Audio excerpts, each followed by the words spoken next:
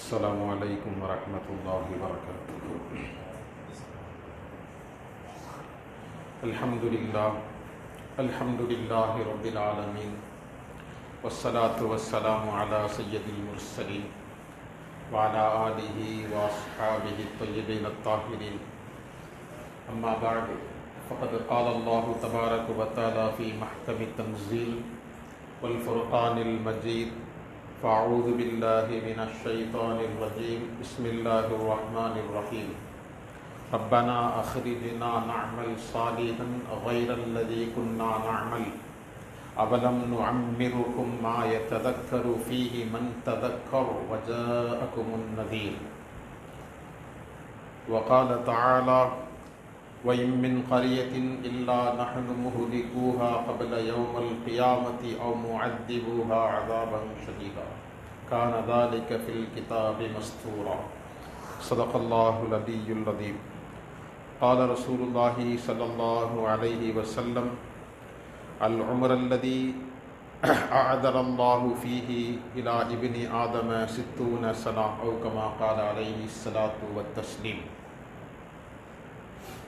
எல்லா புகழும் புகழ்ச்சியும் ஏக வல்லோனாகி அல்லாஹு ஜல்ல ஜலாலஹு வ தஆலா ஒருவருக்கே உரித்தாகும். ஸலாத் என்னும் கருணையும் சலாம் என்னும் ஈடேற்றமும் ஹஜரத் பெருமானார் ஸல்லல்லாஹு அலைஹி வஸல்லம் அவர்கள் மீதும் அவர்களுடைய குடும்பத்தார்கள், சத்திய சஹாபாக்கள், ஷுஹதாக்கள், வலிமார்கள், குறிப்பாக நம் அனைவர்கள் மீதும் என்றென்றும் உண்டாகுவதாக. பேரன்புமிக்க பெரியோர்களே, அல்லாஹ்வின் நல்லடியார்களே, தங்களுக்கு மத்தியில் அல்லாஹ்வினுடைய திருவசனங்களிலிருந்து வெவ்வேறு இடங்களில் வரக்கூடிய இருவேறு வசனங்களை ஓதி காட்டப்பட்டது. முதலில் ஓதப்பட்ட வசனம் சூரத்துல் ஃபாத்திர் என்ற சூராவிலே 22வது ஜுஸுவிலே அந்த ஆயத் வசனம் இடம் பிடித்திருக்கின்றது. அல்லாஹு ஜல்ல ஜலாலுஹு வ தஆலா அந்த ஆயத்திலே பேசி வருகின்ற பொழுது, நாளை ஆகிரத்திலே கியாமத்துடைய நாளிலே சிலர்கள் நரகத்திற்கு சென்று விடுவார்கள். நரகவாசிகளாக அவர்கள் முடிவு செய்யப்படுவார்கள். அந்த நேரத்தில் அந்த மக்கள் சிலர் இப்படி சொல்வார்கள்: ரப்பனா அஹ்ரிஜ்னா நஅமல் சாலிஹன் கைரல்லதி குன்னா நஅமல். யா அல்லாஹ், எங்களை இங்கிலிருந்து நான் எங்கே இருக்கின்றோமோ இந்த தண்டனைகள் வேதனைகளிலிருந்து எங்களை நீ வெளியாக்கி எங்களை திரும்பவும் அனுப்பு. அப்படி செய்தாய் என்று சொன்னால் குன்னா நஅமல், நாங்கள் அங்கே சென்று இதற்கு முன்னால் உலகத்தில் வாழும்போது என்ன செய்தோமோ அப்படி செய்யாமல் நல்ல அமல்களை செய்து வருவோம் என்பதாக அந்த மக்கள் சொல்லுவார்கள் என்பதாக அல்லாஹ் ரப்புல் இஸ்ஸத், அதாவது உலகத்தில் ஏற்கனவே வாழும்போது நாங்கள் பாவங்கள் குற்றங்கள் எல்லாம் செய்து இப்பொழுது தண்டனைக்கு உரியவர்களாக எங்கே வந்து நிற்கின்றோம், எங்களை இதிலிருந்து நீ ரிலீஃப் ஆக்கினாய் என்று சொன்னால், வெளியாக்கினாய் என்று சொன்னால், குன்னா நஅமல் அமலன் கைரல்லதி குன்னா நஅமல், நாங்கள் அமல்கள் செய்வோம், நல்ல அமல்களை செய்வோம், இதற்கு முன்னால் உலகத்தில் இருக்கும்போது எப்படி செய்தோம் அந்த மாதிரி செய்ய மாட்டோம் யா அல்லாஹ் அப்படின்ட்டு அல்லாஹ்ட்ட சொல்லும் போது அல்லாஹ் ஜல்ல ஜலாலுஹு வ தஆலா சொல்வான்: அவலம் நுஅம்மிருக்கும் மா யததக்கரு ஃபீஹி மன் ததக்கர் வ ஜாஅகுமுன் நதீர். என்ன, உலகத்தில் நீங்கள் ஏற்கனவே வாழ்ந்து கொண்டிருந்த போது உங்களுக்கு நாம் ஒரு குறிப்பிட்ட அளவு அவகாசத்தை, காலத்தை, வாழ்க்கையை கொடுத்தோம் அல்லவா? அவலம் நுஅம்மிருக்கும், உங்களுக்கு நாங்கள் வாழ்க்கையை வாழ வைக்கவில்லையா? உலகத்தில் உங்களை ஜீவித்திருக்க வைக்கவில்லையா? ஆயுளை உங்களுக்கு நான் கொடுக்கவில்லையா? அவலம் நுஅம்மிருக்கும், நீங்கள் வாழுகின்ற வாழ்க்கையில் மா யததக்கரு ஃபீஹி மன் ததக்கர், யாரெல்லாம் உங்களுக்கு உபதேசம் செய்வார்களோ, யாரெல்லாம் உங்களுக்கு நல்வழி காட்டுவார்களோ, உங்களுக்கு அச்சமூட்டி எச்சரிக்கை செய்வார்களோ, அப்படிப்பட்ட உபதேசிகளையும் உங்களுக்கு நாம் அவ்வப்போது அனுப்பி தந்தேன் அல்லவா? அப்பெல்லாம் நீங்க என்ன செஞ்சுக்கிட்டு இருந்தீங்க? அவலம் நுஅம்மிருக்கும் மா யததக்கரு ஃபீஹி மன் ததக்கர் வ ஜாஅகுமுன் நதீர், உங்களை நல்வழிப்படுத்துவதற்காக நீங்கள் செய்து கொண்டிருந்த செயல்களிலிருந்து உங்களை வெளியாக்கி நல்ல நேரான பாதையில் நல்ல அமல்களின் பக்கமாக ஈடுபடுத்துவதற்காக உங்களை எச்சரிக்கை செய்வதற்காக வேண்டி நாம் அனுப்பி வைத்தோமே, அப்படிப்பட்ட தூதர்கள் உங்களுக்கு வரவில்லையா, உங்களுக்கு ஆயுளை நாம் கொடுத்தோமே என்பதாக அல்லாஹ் ஜல்ல ஜலாலுஹு வ தஆலா அந்த ஆயத்திலே நரகவாதிகளோடு ஏற்படுகின்ற உரையாடலை பற்றி அல்லாஹ் ரப்புல் இஸ்ஸத் அது மேலிருந்து தொடர்ந்து அல்லாஹ் தஆலா பேசிட்டு வர்றான். அதுல ஒரு பகுதி இந்த வசனம். எச்சரிக்கைகள் உலகத்தில் வாழுகின்ற பொழுது நமக்கு மீண்டும் நாம் அல்லாஹ்விடத்திலே செல்ல வேண்டி இருக்குகின்றது, அல்லாஹ்வுடைய சன்னிதானத்திலே சென்று நாம் இருக்க வேண்டி இருக்குகின்றது. உலகத்தில் வாழ்ந்த வாழ்க்கைகளுக்கு, செய்த செயல்களுக்கு, நாம் செய்த வினயங்களுக்கு அல்லாஹ்வுக்கு முன்னால் பதில் சொல்ல வேண்டி இருக்குகின்றது என்பதை பற்றி எல்லாம் நமக்கு எச்சரிக்கை செய்வதற்காக வேண்டி அவ்வப்போது அல்லாஹ் ரப்புல் இஸ்ஸத் சில உபதேசிகளை நமக்கு அனுப்பி கொண்டே இருக்குகின்றான். இப்ப முதல்ல அந்த வஜாஅகுமுன் நதீர், எச்சரிக்கை செய்யக்கூடியவர்கள் தான் யாரு, நமக்கு எச்சரிக்கை செய்யக்கூடிய மக்கள் யார் என்பதை பற்றி பேசுகின்ற பொழுது முஃபஸ்ஸிரீன்கள் பலவிதமான கருத்துக்களை சொல்லி வரார்கள். அதிலே முதலாவதாக சொல்லுகின்ற பொழுது நமக்காக அதிகமாக எச்சரிக்கை செய்வது நமக்கென்றே இறக்கப்பட்ட வேதமாக இருக்குகின்ற அல் குர்ஆனுல் கரீம், அல்லாஹ்வினுடைய வாக்கு, அல்லாஹ்வினுடைய சொற்கள், அல்லாஹ்வினுடைய அந்த கலாம் அவ்வப்போது நம்மை எச்சரிக்கை செய்து கொண்டே இருக்குகின்றது. கடந்த காலத்தில் அல்லாஹ்வுக்கு மாறு செய்த மக்களை நாம் எப்படியெல்லாம் இல்லாமல் ஆக்கி இருக்குகின்றோம். அல்லாஹ்வை வழிபட மறுத்தவர்கள், அல்லாஹ்வுக்கு மாறு செய்தவர்கள், அல்லாஹ்வுடைய கட்டளை ஏற்றி நடக்காத மக்கள், இவைகளை எல்லாம் உலகத்தில் கடந்த காலத்திலே நாம் எப்படி அவர்களை அழித்திருக்குகின்றோம், ஒன்றுமில்லாமல் ஆக்கி இருக்குகின்றோம், வேதனைகள் கொடுத்து இருக்குகின்றோம் என்பதை பற்றி எல்லாம் குர்ஆன் முழுக்க அல்லாஹ் ஜல்ல ஜலாலுஹு வ தஆலா ஆது சமூகத்தார்கள், ஹூது சமூது கூட்டத்தார்கள், ஹஜ்ரத் மூசா அலைஹிஸ்ஸலாம் அவர்களுடைய கூட்டத்தார்கள், இப்படி அவர்கள் மாறு செய்கின்ற பொழுதெல்லாம் அவர்களுக்கு கொடுத்த தண்டனைகளை பற்றி அவ்வப்போது குர்ஆன் இடத்திலே சொல்லிக் கொண்டே இருக்குகின்றது, எச்சரித்துக் கொண்டே இருக்குகின்றது. எனவே நீங்களும் அது போன்று நீங்கள் உஷாராக இருந்து கொள்ளுங்கள் என்பதை நமக்கு நினைவூட்டிக் கொண்டே இருக்குகின்றது. அதைத்தான் அல்லாஹ் சொல்லுகின்றான், வஜாஅகுமுன் நதீர், எச்சரிக்கை செய்யக்கூடியவர்கள் உங்களுக்கு வந்திருக்கின்றார்கள்.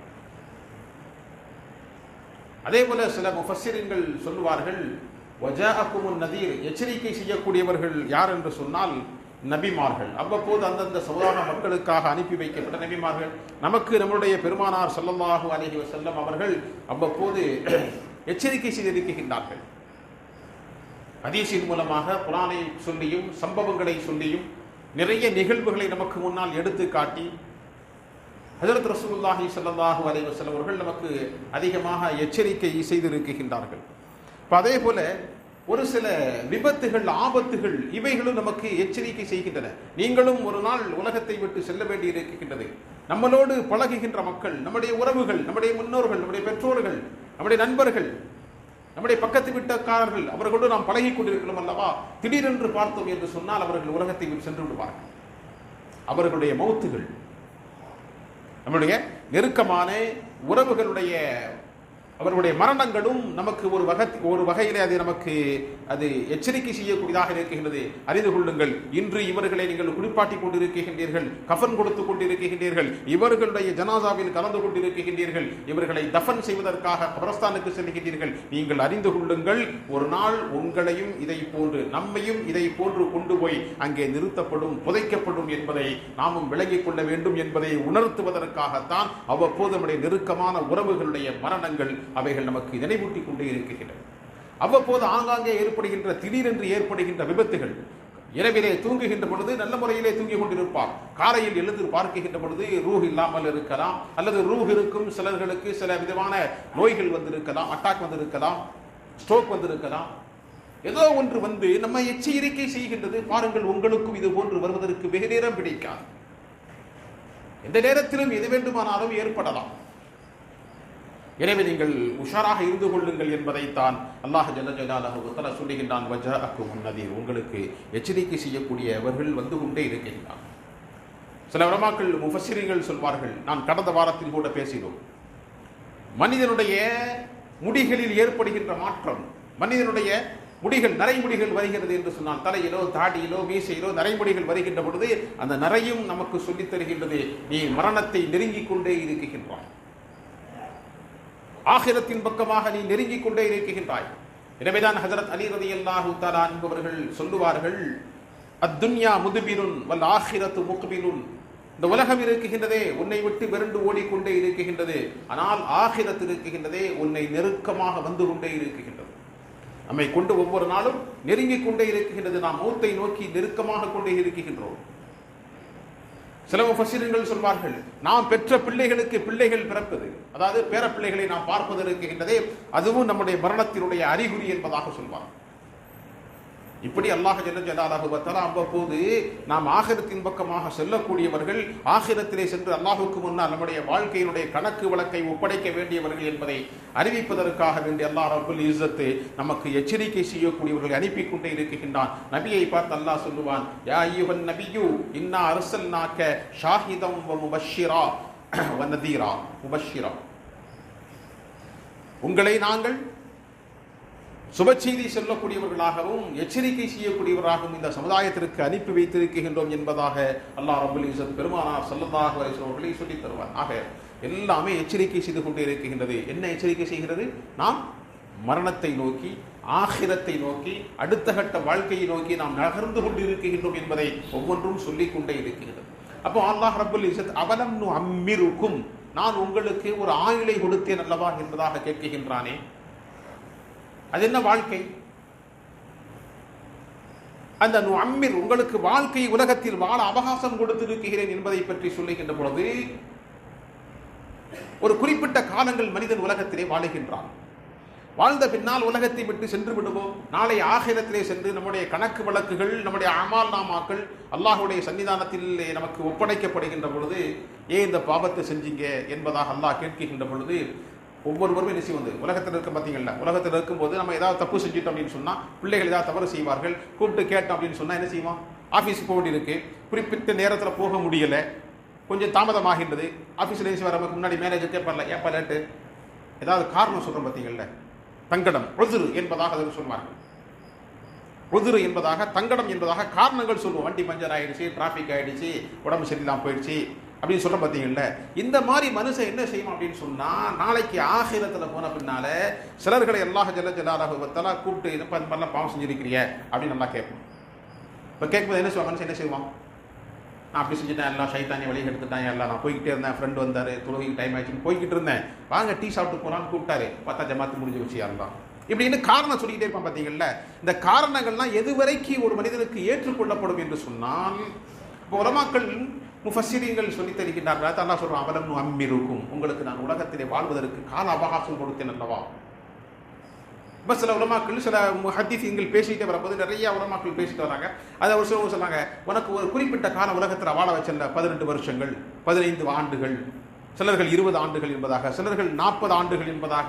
ஹஜ்ரத் அபூ ஹுரைரா ரலியல்லாஹு தஆலா அன்ஹு அவர்கள் பெருமானார் ஸல்லல்லாஹு அலைஹி வஸல்லம் அவர்கள் அறிவித்த ஹதீஸை புகாரி ஷரீஃபில் இமாம் புகாரி ரஹ்மத்துல்லாஹி அலைஹி அவர்கள் எழுதுகின்றார்கள். ஹஜ்ரத் ரசூலுல்லாஹி ஸல்லல்லாஹு அலைஹி வஸல்லம் சொன்னார்கள், அல்லாஹ் ஜல்ல ஜலாலுஹு வ தஆலா மனிதனுக்கு கால அவகாசம் கொடுக்கிறான் அல்லவா, கிட்டத்தட்ட ஒரு 60 ஆண்டு காலங்கள். அது வரைக்கும் மனுஷன் ஒருவேளை பாவங்கள் செஞ்சான் அப்படின்னு சொன்னா, 60 வயசுக்குள்ள பாவம் செஞ்சுட்டான் அப்படின்னு சொன்னா, அல்லாஹ்ட்ட போய் ஏதாவது காரணங்கள் சொன்னா அல்லாஹ் தஆலா அந்த காரணத்தை ஏத்துக்குவான். 60 ஆண்டுகளை தாண்டி வாழுகின்ற மனிதர்கள், 60 வயசுக்கு மேல வாழ்றாங்க பார்த்தீங்கல்ல, அவர்கள் அதற்கு பின்னாலும் பாவம் செஞ்சுட்டே இருக்கிறாங்க, திருந்தாம இருக்கிறாங்க, அல்லாஹ்ட்ட சன்னிதானத்தில் தௌபா செய்யாம வாழ்ந்து கொண்டு இருக்கின்றார்கள் அப்படின்னு சொன்னா, அதற்கப்புறமும் போய் 60 ஆண்டுகள் காலம் கழிந்து கூட இன்னும் உலகத்துல இருந்து திருந்தாமல், தௌபா செய்யாமல், பாவங்களிலே மூழ்கி இருக்கின்ற ஒரு மனிதர், இவர் சென்று நான் பாவம் செஞ்சுட்டேன், அதை காரணம் இதை காரணம் அப்படின்னு சொல்லார் அப்படின்னு சொன்னா, அந்த தங்கடங்கள் ஏற்றுக்கொள்ளப்பட மாட்டாங்க. உலகத்தில் ஆஃபீஸுக்கு போகிறோம், போகும்போது என்ன ஏதாவது காரணம் சொல்லுவோம், ஒரு நாள் ஏற்றுக்குருவாங்க, 2 நாள் ஏற்றுக்குருவாங்க, தொடர்ந்து இதையே புழப்பா வச்சிருந்தோன்னு சொன்னா என்ன செய்வாங்க? மேமா எடுப்பாங்க இல்லையா? நாங்கள் இருக்கா இல்லையா சார்? ஒரு நாள் லேட்டாக வந்தால் ஏற்றுக்குருவாங்க, தொடர்ந்து நம்ம லேட்டாக போய்கிட்டே இருந்தோம் அப்படின்னு சொன்னால் ஒரு குறிப்பிட்ட காலம் வரைக்கும் தான் பார்ப்பாங்க. அதை தாண்டி போகும்போது என்ன செய்வாங்க?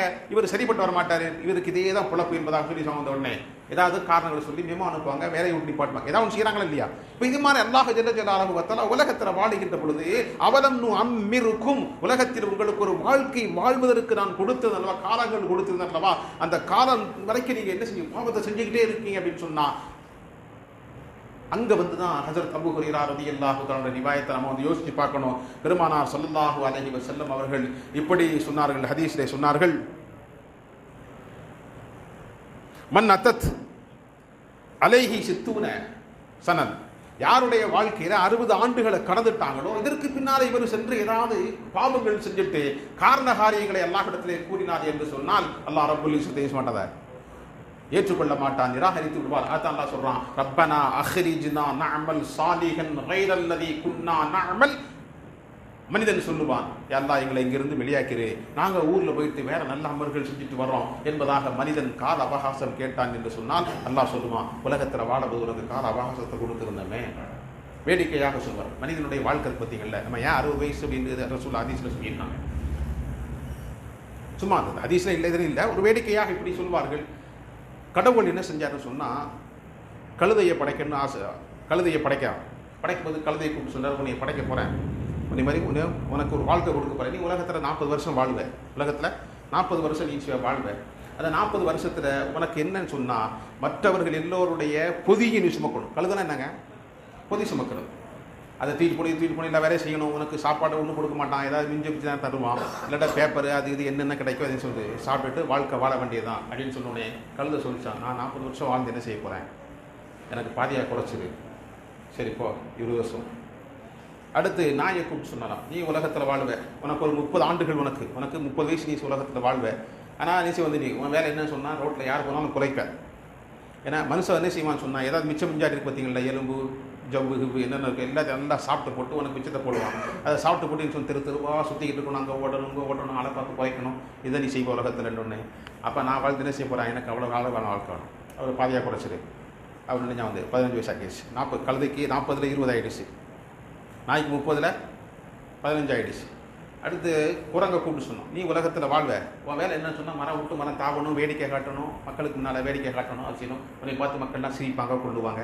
நீ உலகத்தில் வந்து 20 வருஷம் வாழ்வேன், நான் 20 வருஷம் வாழ்க்கை என்ன செய்ய போகிறேன், எனக்கு 10 வருஷம் போதும் அப்படின்னு சொல்லி அப்புறம் மனுஷனை கூப்பிட்டு சொன்னோம், நீ உலகத்தில் வாழ்வே, நல்லா ஜாலி என்ஜாயாக வாழ்வேன், என்ன நினைக்கிறியோ அதை செய்வேன், எப்படி வேணுமாலும் போவேன், சிரிப்பேன், எல்லாம் நல்லா சந்தோஷமாக வாழ்வேன். ஆனால் உனக்கு எத்தனை காலம்? 20 ஆண்டு காலம் தான் உலகத்தில் வாழ்வேன் அப்படின்னு சொன்னான். 20 ஆண்டு காலம் தான். அப்போ மனுஷன் சொன்னானா, 20 ஆண்டு காலத்தில் என்னத்தை செய்ய முடியும், என்னங்க செய்ய முடியும் 20 ஆண்டு காலத்தில்? அப்படியே பார்ப்போம், கிரிக்கெட் விளாட பார்த்தா 20 வருஷம் முடிஞ்சிடும். ஸ்கூலுக்கு போயிட்டே இருப்போம், காலேஜ் போயிட்டே இருப்போம், பார்த்தா வந்து எதையுமே அனுபவிக்காமல் 20 வயசு போயிடும் இல்லையா? அப்போ ஜாலியாக இருப்பானா, நீ ஜாலியாக இருப்ப அப்படின்னு சொன்னோன்னே அந்த வயசு எனக்கு பத்தாது. அப்போயா சரி வந்து கழுதையினுடைய 20 வயசு, நாயினுடைய ஒரு 15 வயசு, குரங்கனுடைய ஒரு 10 வயசு சேர்த்து செஞ்சான் அந்த அல்லாஹ் கடவுள் என்ன செஞ்சார் வந்து மனுஷனுக்கு கொடுத்துட்டா. அப்போ எத்தனை ஆச்சு பாருங்க, 20 வயசு வரைக்கும் மனித வாழ்க்கையை வாழ்றான். 20 வயசு வரைக்கும் மனிதனுடைய வாழ்க்கை ஒரே ஜாலி என்ஜாய், எல்லாம் விளையாட்டு சிரிப்பு எல்லாம் நமக்கு இல்லையா, மாணவ பருவத்தை அதான் இருக்கும், வேற என்ன இருக்கும். 20 வயசுக்கு மேலே எப்போ ஒரு பொறுப்புக்கு வர்றானோ அப்போ கழுத வாழ்க்கை வாழ ஆரம்பிச்சிடுவான். கழுத என்ன செய்யும்? பொதி சுமக்கணும், குடும்பத்தை தூக்கி சுமக்கணும், பெற்றோர்களை தூக்கி சுமக்கணும், கல்யாணம் முடிக்கணும், பிள்ளைகளுக்கு அதுக்காக வேண்டி என்ன வந்து சம்பாதிச்சுக்கிட்டு என்ன செய்ய வந்து பொதி சுமந்து கொண்டே என்ன வந்து போகுவான், கழுத வாழ்க்கை வாழ்வான். 40 வயசு ஆயிடுச்சு. 40லேருந்து செஞ்சு அடுத்து யார் வாழ்க்கை? நாய் வாழ்க்கை. என்ன செய்யணும் வந்து சேர்த்த சொத்து இருக்கு பார்த்தீங்கல்ல, அந்த சொத்துகள் சம்பாத்தியங்கள் என்னென்ன இருக்கோ எல்லாத்தையும் பிள்ளைகள் என்ன செய்வான், செலவு செய்வான், கண்ட மாதிரி செலவு செய்வான், பிள்ளை மனைவி செலவு செய்வான், இவன் பார்த்து திட்டிக்கிட்டே இருப்பான், என் சொத்தை பிள்ளை கரைக்கிறேன், நான் கஷ்டப்பட்டு சம்பாதிச்சா அப்படி செஞ்சேன் இப்படி செஞ்சேன் பார்த்து வந்து மனுஷன் திட்டிகிட்டே இருப்பான். மனுஷனை அது நாய் படாது, நாயுடைய மாதிரி குறைச்சிக்கிட்டே இருப்பான். அடுத்து என்ன, 55 வயசாச்சா, 55 வயசுக்கு என்ன வாழ்க்கை? குரங்கு வாழ்க்கை. அது என்னது குரங்கு வாழ்க்கை அப்படின்னு சொன்னா, குரங்கு என்ன செய்யும் அப்படின்னு சொன்னால் அங்கேருந்து அங்கே மரம் விட்டு மரம் தாவும், அங்கே போகும், இதை கிடைக்கிது அங்கே கிடச்சா அந்த இதில் திங்கும், இங்கே கிடச்சா அங்கே திங்கும். இதே மாதிரி மனுஷன் என்ன செய்வான்னு சொன்னால் பொண்ணு வீட்டுக்கும் பையன் வீட்டுக்கும் அந்த பையன் வீட்டுக்கும் இந்த பையன் வீட்டுக்கும் போயிட்டு இருப்பான். அங்கே போய் என்ன வந்து பேரன் பேத்திகளை சிரிக்க வைக்கிறது, அவங்க விளையாட்டு காட்டுறது, ஏன்னா கரண் அடிக்கிறது, ஏன்னா பிள்ளைகளை தூக்கி குதிரை மாதிரி சுமக்கிறது, அங்கே வீட்டில் என்ன கொடுக்குறாங்களோ வாங்கி சாப்பிட்டுட்டு என்ன செய்யுது வாழ்றது. இந்த மாதிரி வாழ்க்கை வாழ்ந்துருக்கு நம்ம விளையாட. இது சும்மா இது இல்லை, விளையாட்டு. அப்போ அல்லாஹ் ஜல்ல ஜலாலுஹு வ தஆலா ஒரு குறிப்பிட்ட அங்கோட பாருங்க 60 வயசு, அவலன்னு அம்மிருக்கும் ஒரு 60 ஆண்டு கால வாழ்க்கையை நான் உனக்கு கொடுத்தேன் அல்லவா. அப்போ வந்து உனக்கு அந்த நேரத்தில் எச்சரிக்கை செய்வதற்காக ஆட்களை எச்சரிக்கை செய்யக்கூடிய எல்லா விதமான நதீர்களையும் அனுப்பி கொண்டே இருந்தேனே. அப்போ என்ன செஞ்சுக்கிட்டு இருந்த, இப்போ வந்து நீ கால அவகாசம் கேட்கின்றாய் என்பதாக அல்லாஹ் ஜல்ல ஜலாலுஹு வ தஆலா. கண்ணியமிக்க அல்லாஹ்வுடைய நல்லடியார்களே, திடீரென்று ஏற்படக்கூடிய எல்லா விபத்துகளும் நமக்கு அறிவுரை சொல்லிக் கொண்டே இருக்கின்றன. நாமும் ஒரு நாள் உலகத்தை விட்டு செல்ல வேண்டிய நிர்பந்தத்துக்கு தள்ளப்படுவோம் என்பதாக. அதற்கு முன்னால் உலகத்தில் வாழுகின்ற பொழுது நாம் என்ன செய்யணும்னு சொன்னா, அல்லாஹ்வுக்கு பிடித்தமான வாழ்க்கைகள் வாழ வேண்டும். சஹாபாக்கள் ஆகிரத்தை எண்ணி எப்படி பயந்தார்கள், ஆகிரத்துடைய வாழ்க்கைக்காக எவ்வளவு தயாரானார்கள், எப்படியெல்லாம் பயந்தார்கள். அந்த சஹாபாக்களை பார்த்து ஒரு சில சஹாபாக்களை பார்த்து பெருமானார் ஸல்லல்லாஹு அலைஹி வஸல்லம் குறிப்பிட்டு இவர் சொர்க்கவாதி, இவர் சொர்க்கவாதி, இவர் சொர்க்கவாதி என்பதாக ஒவ்வொருவருடைய பெயர்களையும் சொல்லி இவர்கள் எல்லாம் சுவனத்திற்கு சொந்தக்காரர்கள் என்பதாக பெருமானார் ஸல்லல்லாஹு அலைஹி வஸல்லம் வாயால் சொல்லப்பட்ட சஹாபாக்கள் கூட என்னுடைய ஆகிரத் என்னவாகும் என்பதாக பயந்தார்களே. என்னுடைய ஆகிரத் என்னவாகும்? ஒருமுறை ஹஜரத் பெருமானார் ஸல்லல்லாஹு அலைஹி வஸல்லம் அவர்கள் உஹது மலையில ஏறுறாங்க. கூடவே ஹஜரத் அபூபக்கர் சித்திக் ரலியல்லாஹு தஆலா அன்ஹு, ஹஜரத் உமர் ஃபாரூக் ரலியல்லாஹு தஆலா அன்ஹு, ஹஜரத் உஸ்மானே கனி ரலியல்லாஹு தஆலா அன்ஹு, இந்த 3 சஹாபாக்களும் பெருமானாரோடு சேர்ந்து உஹது மலையில ஏறினாங்க. இப்போ உஹது மலையை என்ன செஞ்சுன்னு சொன்னா, அது இந்த 4 நபர்கள் யார் இருக்கிறா, பெருமானார் ஸல்லல்லாஹு அலைஹி வஸல்லம் 3 சஹாபாக்களும் மேலே இருந்த உடனே உஹது மலை இருந்துச்சு, அப்படி ஒரு துள்ளுச்சு, ஆட ஆரம்பிச்சிருச்சு. அதாவது மகிழ்ச்சியில துள்ளி குதிப்புன்னு சொல்லும் பார்த்தீங்களா, அந்த மாதிரி துள்ளுச்சு. இப்போ பெருமானார் ஸல்லல்லாஹு அலைஹி வஸல்லம் சொன்னார்கள், உஸ்பத்தியா உஹத், உஹதே என்ன செய்ய வந்து ஏன் இப்படி வந்து தழும்பிக்கிட்டு இருக்கிற, ஆடிக்கிட்டு இருக்கிற, உன் மேல் யார் இருக்கா தெரியுமா? நபியுன் வ சித்தீகுன் வ ஷஹீதானி, ஒரு நபி இருக்குகின்றார், ஒரு சித்தீக் இருக்குகின்றார், 2 சுஹதாக்கள் இருக்குகின்றார்கள், ஷஹீதுகள் இருக்குகின்றார்கள் என்பதாக சொல்லி உஹதை நீ ஆடாமல் இருப்பதாக சொன்னது. இப்போ உஹது வந்து நான் என் மேல இவ்வளவு பேர் இருக்காங்களே அப்படின்னு சந்தோஷத்துல என்ன செஞ்சு தந்து அதை துள்ளி குதிச்சிச்சு, அதை மகிழ்ச்சியில் அசைந்து கொண்டே இருந்தது. நபி அவர்கள் சொன்னார்கள், இப்போ நம்ம அங்கே சிந்திக்க வேண்டிய விஷயம் என்ன அப்படின்னு சொன்னால், பெருமானார் ஸல்லல்லாஹு அலைஹி வஸல்லம் என்ன சொல்கிறாங்க, உன் மேலே யார் இருக்கிறார்? ஒரு நபி இருக்கிறாரு, ஒரு சித்திக் இருக்கிறாரு, 2 ஷஹீதுகள். அப்படின்னு என்ன அர்த்தம்? என்ன அர்த்தம் சொல்லுங்க? 2 ஷஹீதுகள் என்னங்க? இந்த இருவரும் கொல்லப்படுவார்கள், இருவரும் கொல்லப்படுவார்கள் என்பதாக யாருக்கு முன்னால சொல்றாங்க? இருவரையும் வச்சுக்கிட்டே சொல்றாங்க. நம்மளை பார்த்து நம்ம முன்னாடி நீ கொல்லப்பட்டுருவான்னு சொன்னா என்ன செய்வோம்? என்னங்க, நம்ம பார்த்து நீ வந்து கொல்லப்படுவ, நீ மௌத்தா போயிடுவ அப்படின்ட்டு சொன்னா இல்லையா? போன வாரம் கூட சொன்ன பாருங்க, யார் வீட்லயாவது போயிட்டு காலையில போய் மௌத்தை பத்தி பேசினாலே என்ன செய்வோம்? நாம வந்து என்ன அபசகுணமா பேசிட்டு இருக்கீங்க, காலங்காத்தால மௌத்தை பத்தி பேசுறீங்க அப்படின்னு சொல்லுவோம். ஆனா இருவரையும் அங்கே நிறுத்தி கொண்டு பெருமானார் ஸல்லல்லாஹு அலைஹி வஸல்லம் சொல்லுகின்றார்கள், இவர்கள் இருவர்களும் ஷஹீதாக்கப்படுவார்கள் என்பதாக. 3 சஹாபாக்கள் ஜலீலுல் கத்ர், ஹஜரத் உமர், ஹஜரத் அபூபக்கர் ரலியல்லாஹு தஆலா அவர்கள் எப்படிப்பட்ட சஹாபி? பெருமானார் ஸல்லல்லாஹு அலைஹி சொன்னார்கள், என்னுடைய இந்த அல்லாஹ்வுடைய மார்க்கத்திற்காக வேண்டி அபூபக்கர் ரலியல்லாஹு தஆலா அவர்களுடைய பொருளாதாரம், அவர்களுடைய செல்வங்கள் எந்த அளவுக்கு ஒத்துழைப்பு செய்ததோ அதுபோன்று வேறு யாருடைய செல்வம் ஒத்துழைப்பு செய்தது? எல்லாருக்கும் நான் என்ன செஞ்ச வந்து பதில் கொடுத்துட்டேன், அவங்களுக்கு பிரதி உபகாரம் செய்து விட்டேன். ஆனால் அபூபக்கர் ரலியல்லாஹு தஆலா அவர்கள் செய்த உபகாரத்திற்கு என்னால் நான் இன்னும் சில பிரதி உபகாரம் செய்யவில்லை என்பதாக சொன்னார்களே. அப்படிப்பட்ட ஹஜரத் அபூபக்கர் சித்திக் ரலியல்லாஹு தஆலா அவர்கள், ஹஜரத் அபூபக்கர் சித்திக் ரலியல்லாஹு தஆலா அவர்கள் பற்றி நிறைய சிறப்புகள் இருக்கின்றன. சொர்க்கவாசி என்பதாக சொல்லப்பட்டவர்கள், ஆனால் ஆகிரத்தை எண்ணி எப்படி வாழ்ந்தார்கள்? ஆட்சியினுடைய பொறுப்பு, ஹிலாஃபத்துடைய பொறுப்பை ஏற்கின்றார்கள். முதல் நாள் ஹிலாஃபத்துடைய பொறுப்பை ஏற்றுக்கொண்டார்கள். அடுத்த நாள் காலையிலே பார்க்குகின்ற பொழுது தலையிலே துணி மூட்டைகளை அள்ளிக்கொண்டு வியாபாரத்திற்காக செல்லுகின்றார்கள். ஹஜரத் உமர் ஃபாரூக் போன்ற சஹாபாக்கள் பார்த்துவிட்டு, எங்கே செல்லுகின்றீர்கள்? நான் என்னுடைய பழப்ப பார்க்கணும்ல. ஹிலாஃபத் அப்படிங்கிறது அமீருல் முஃமினீன் என்பது என்னங்க? அது ஒரு பதவி, மக்களுக்கு சேவை செய்வதற்காக. என் குடும்பத்தை யார் பார்ப்பா? சரி, உங்களுக்கு என்று பைத்துல் மால் ஒரு தொகையை முடிவு செய்த என்பதாக முடிவு செய்யப்பட்டு, நீங்க வந்து நிர்வாகத்தை பார்த்துக்கோங்க என்பதாக முடிவு செய்யப்பட்டுச்சு. அதுல மிச்சமான காசு நிச்சயமாக வந்து பைத்துல் மால்ல சேர்த்துருவாங்க. எவ்வளவு எளிமையான வாழ்க்கை! அல்லாஹ்வை புரிந்து கொண்டார்கள், ஆகிரத்தை பற்றிய பயம் இருந்து கொண்டே இருந்தது. சொன்னார்கள், ஒரு மூமினுடைய ரோமமாக நான் இருக்கக்கூடாதா என்பதாக பார்த்தார். சொன்னார்கள், ஒரு சிட்டுக்குருவியாக நான் வாழ்ந்து விடலாமே என்பதாக எண்ணினார்கள். மனிதனாக வாழ்ந்து அல்லாஹ்வுடைய சன்னிதானத்தில் சென்று நான் என்ன கேள்விகளுக்கு பதில் சொல்வேன் என்பதாக எண்ணினார்கள். யார் அவங்க? ஹஜரத் ஸல்லல்லாஹு அலைஹி வஸல்லம் அவர்களின் மூலமாக சுவனபதி என்பதாக முடிவு சொல்லப்பட்டவர்கள். ஹஜரத் உமர் ஃபாரூக் ரலியல்லாஹு தஆலா அன்ஹு எப்படிப்பட்ட வாழ்க்கை வாழ்ந்தார்கள்? ஒரு முறை நபி அவர்கள் கனவிலே பார்க்கின்றார்கள், சொர்க்கத்திலே ஒரு பிரம்மாண்டமான மாளிகை இருக்கின்றது. அதனுடைய வனப்பு அழகு நபி அவர்களை கவர்ந்து இழுக்குகின்றது. கேட்டார்கள், இந்த மாளிகை யாருக்கு சொந்தம்? குறைஷி குலைத்தை சார்ந்த ஒரு வாலிபருக்கு சொந்தம் என்பதாக. நான் உள்ளே செல்லணுமா என்பதாக சொல்லுகின்ற பொழுது நபி அவர்கள் என்ன செஞ்சு, இல்ல, குறைஷி குலத்தில் இந்த வாலிபர் இருக்கிறாரு. யாருன்னு கேட்டா ஹஜரத் உமர் ஃபாரூக் ரலியல்லாஹு தஆலா. அப்ப சொர்க்கவாசி என்பதாக நபியினுடைய திருவாய் மூலமாக அவர்கள் சொல்லப்பட்டு வாக்குறுதி கொடுக்கப்பட்டார்கள். ஆனால் உலகத்தில் வாழுகின்ற பொழுது ஆகிரத்தை எண்ணி எவ்வளவு அஞ்சி வாழ்ந்தார்கள் தெரியுமா? என் பேரு முனாஃபிக்குடைய பட்டியலில் இருக்குதா, கொஞ்சம் பார்த்து சொல்லுங்க என்றா சொன்னார்களே. மரண தருவாயில் இருக்குகின்றார்கள், ஷஹாதத்தை அல்லாஹ்விடத்தில் கேட்கின்றார்கள். மரண தருவாயில் இருக்குகின்ற பொழுது கூட அடுத்த நாள், அதாவது அடுத்து தனக்கு பின்னால் ஒரு ஹலீஃபாவை நியமனம் செய்ய வேண்டும் என்பதற்காக வேண்டி மக்கள் எல்லோரும் முயற்சி செய்கின்றார்கள். அப்போ ஒரு 6 பேர் கொண்ட குழு அமைச்சாங்க. இப்போ ஹஸரத் உமர் ஃபாரூக் ரலியல்லாஹு தஆலா மற்ற சஹாபாக்கள் சொன்னாங்க, இந்த 6 பேருடைய குழுவில், 6 குழுவில் என்ன செய்யுங்க, உங்களுடைய மகன் இப்னு உமர் ரலியல்லாஹு தஆலா அப்துல்லா பின் உமரை நீங்கள் போடுங்கள் என்று சொன்ன பொழுது, நான் ஒருவன் வந்தே ஃபர்ஸ்ட் ஹலீஃபாவை ஆக்க சொன்னாங்க. ஹிலாஃபத்தில் கொண்டு வர சொன்னாங்க. நான் ஏற்கனவே அல்லாஹுடைய இந்த பொறுப்பை ஏற்றுக்கொண்டு, அரசாட்சி பொறுப்பை ஏற்றுக்கொண்டு நான் சென்று எப்படி அல்லாஹுக்கு முன்னால் எப்படி பதில் சொல்லுவேன் என்பதை பயந்து கொண்டிருக்கின்ற பொழுது மீண்டும் என்னுடைய குடும்பத்தில் இன்னொருவர் வந்து கைகட்டி நிற்க வேண்டுமா, அது வேண்டவே வேண்டாம் என்பதாக தன்னுடைய மகனுக்கு பொறுப்புக்கு வரவிடாமல் 60 குழுவில் கூட சேர்க்கல. ரொம்ப கடைசியில் ரொம்ப வற்புறுத்தி சொன்னாங்க, 60 வேற 6 நபர்கள் சென்று முடிவு செய்வார்கள், அதை இவரோட பார்த்துக்கிட்டு இருப்பார். கண்ணியமிக்க அல்லாஹ்வுடைய நல்லடியார்களே, ஹஸரத் உஸ்மானே கனி ரலியல்லாஹு தஆலா குறித்து ஷஹீத் என்பதா சொன்னார்களே.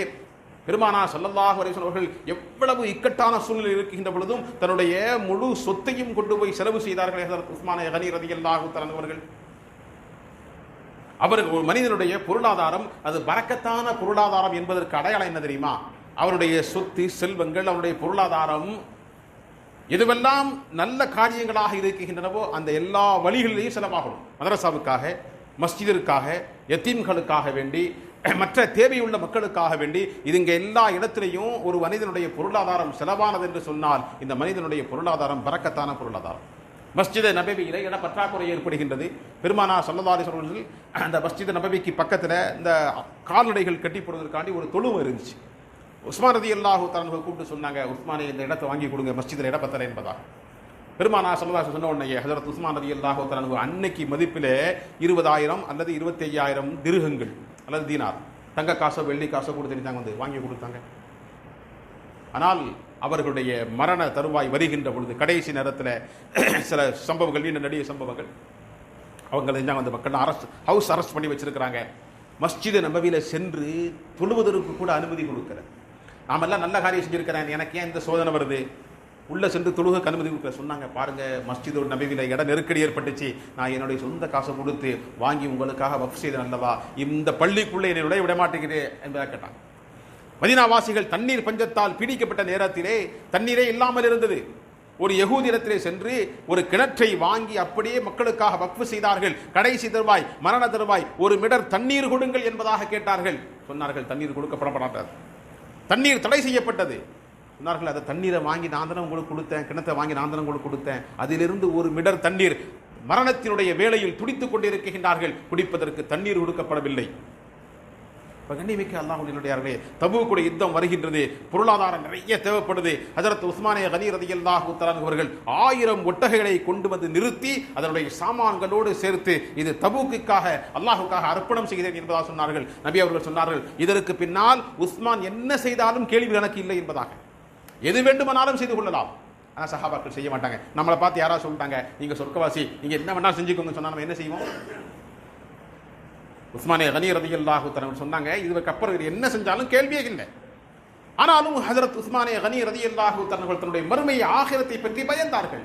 இப்போ இதான் சஹாபாக்கள். இப்போ இதே போல தான் அல்லாஹ் சொல்லுகின்றான், நமக்கும் முன்னாலே நாம வந்து நமக்கு ஆகிரத்துடைய பயம், ஆகிரத்தை பற்றிய சிந்தனைகள், அடுத்த கட்ட வாழ்க்கை நமக்கு எப்படி இருக்கும் என்ற எண்ணம் இருந்து கொண்டே இருக்க வேண்டும். எனவேதான் அல்லாஹ் ரப்பல் சொல்லுகின்றான், அவலம் அம்மிருக்கும் மா யதக்கரு ஃபீஹி மன் ததக்கர் வஜாஅகுமுன் நதீர். உங்களை அச்சமூட்டி எச்சரிக்கை செய்வதற்காக எச்சரிக்கைகள் அவ்வப்போது நிகழ்ந்து கொண்டே இருக்கின்றன. உலகத்தில் அவ்வப்போது ஏற்படுகின்ற அழிவுகள் அல்லாஹ் ஜல்ல ஜலாலுஹு குர்ஆன்ல ஒரு வசனத்தில் இப்படி சொல்வான், வ இம்மின் கரியத்தின் இல்லா நஹ்னு முஹ்லி கியாமத் வருவதற்கு முன்பாக உலகத்தில் ஒவ்வொரு பகுதியாக அழித்து கொண்டு வருவோம் என்பதாக அல்லாஹ் சொல்லுகின்றான். சொன்னாங்களா 2020 உலகம் இருக்காது, 2025 சென்னை இருக்கு சொன்னாங்களா இல்லையா? அவ்வப்போது வந்து மலைகள் பெய்யும், கடுமையான வெள்ளங்கள் மூலமாக அழிவுகள் ஏற்படும், நெருப்புகள் விரட்டி கொண்டு வரும். இதெல்லாம் கியாமத்துடைய அடையாளம். அந்த கியாமத்து வருவதற்கு முன்பாக ஆங்காங்கே அவ்வப்போது சிறு சிறு மிகப்பெரிய அழிவுகள். நாம ஒரு பாவத்தை செஞ்சுட்டு நாம நினைக்கிறோம். ஹஜ்ரத் அனஸ் ரலியல்லாஹு தஆலா சொல்றாங்க, இன்னக்கும் ல தஅமலூன நீங்கள் ஒரு அமலை செய்கின்றீர்கள், ஒரு பாவத்தை செய்கின்றீர்கள், செய்துவிட்டு அதை உங்களுடைய முடியை விட மிகவும் இலகுவாக கருதுகின்றீர்கள். அதே பாவத்தை இந்த ரசூலுடைய காலத்தில் நாங்கள் செஞ்சோன்னு சொன்னா அதை ஒரு பேரழிவாக நாங்கள் பார்த்தோம். நாம் ஒரு பாவத்தை செஞ்சுட்டு அது என்ன ஒன்றும் பிரச்சனை இல்லை, ஒரு தொழுகை அசால்ட்டாக விட்டுறோம், ஜமாத்தை விட்டுறோம், ஏன்னா எவ்வளவோ பாவங்கள் செய்து கொண்டே இருக்கின்றோம். அதையெல்லாம் ஒரு பாவமாக கருதுவதில்லை, அதை ஒரு முடியை விடவும் மிகவும் கேவலமாக லேசாக கருதுகின்றோம். ஆனால் சஹாபாக்கள் அந்த சின்ன ஒரு செயலை செஞ்சுட்டா கூட ஆஹா இதை செய்து விட்டோமே என்பதாக, இது எங்கே நம்மை கொண்டு போய் நம்முடைய ஆகிரத்தை வாழ்க்கையை பாழாக்கி விடுமோ, அழித்து ஒன்றுமில்லாமல் ஆக்கிவிடுமோ என்பதாக அஞ்சினார்கள், பயந்தார்கள். அந்த பயம் நமக்குள் வர வேண்டும். அதற்காக வேண்டித்தான் அல்லாஹ் ஜல்ல ஜலாலுஹு வ தஆலா அவ்வப்போது எச்சரிக்கை செய்யக்கூடிய எச்சரிக்கைகளை அனுப்பி கொண்டே இருக்கின்றான், உபதேசிகளையும் அனுப்பி கொண்டே இருக்கின்றான். அல்லாஹ் ரப்புல் இஸ்ஸத் விளங்கி அமல் செய்கின்ற நசீபை தருவானாக. வாஹிரு தஅவானா அல்ஹம்துலில்லாஹி ரப்பில் ஆலமீன். அஸ்ஸலாமு அலைக்கும் வரஹ்மத்துல்லாஹி வபரகாத்துஹு. சுன்னத்துல் வாசிக்கும்.